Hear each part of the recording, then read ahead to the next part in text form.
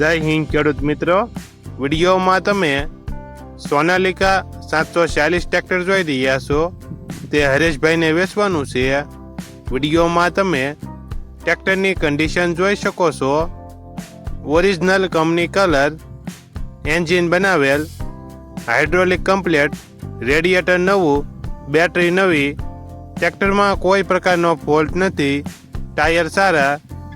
હરેશભાઈને ફૂલ જવાબદારી સાથે Sonalika DI 746 tractor વેચવાનું છે.